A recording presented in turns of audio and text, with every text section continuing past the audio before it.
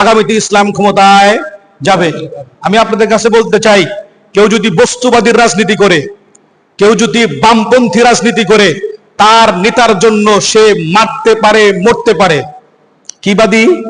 বস্তুবাদী বামপন্থী রাজনীতি করতে গিয়া কেউ যদি শেখ সাহেবের জন্য জীবন দিতে পারে, জীবন নিতে পারে, কেউ যদি জিয়াউর রহমানের জন্য জীবন নিতে পারে, জীবন দিতে পারে, কেউ যদি ইরশাদের জন্য জীবন দিতে পারে, জীবন নিতে পারে, আমি কেন আমার পীর, আমার শায়েখ, আমার নায়েবে পীর সাহেব হুজুরের জন্য, আমার দলের জন্য, আমার ইসলামের জন্য আমি কেন জীবন দিতে পারবো না, জীবন নিতে পারবো না? কোন বাস্তব না বাস্তব? তারা যদি, আপনারা দেখছেন, মাত্র 10-11 মাসে খুব নিজের মাথার মধ্যে কথাগুলো ঢুকাবেন এবং পরিবারকে বলবেন, চার দোকানে বলবেন, এর দ্বারা যদি আপনি লাঞ্ছিত হন, এটা ইসলামের বিজয়, এটা আপনার পরাজয় না। রাসূল করিম সাল্লাল্লাহু আলাইহি সাল্লামের চেহারা মুবারকে কাফেররা মারছে কি মারে নাই? অথচ রাসূলকে আকাশের মেঘমালা ছায়া দিছে কি দেয় নাই?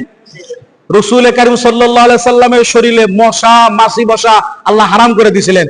সেই রাসূল রক্তাক্ত হয়েছে কি হয় নাই? আপনি ইসলামের কথা বলে মার খাবেন, ইনশাআল্লাহ এর প্রতিদান আপনি আল্লাহর কাছে পাবেন। আমাদের কথা স্পষ্ট ভাই, আপনি যদি আওয়ামী লীগের জন্য মরতে পারেন, আওয়ামী লীগের জন্য মারতে পারেন, আমরা কি ইসলামের জন্য মরতে প্রস্তুত কিনা? কথা বলেন। যেই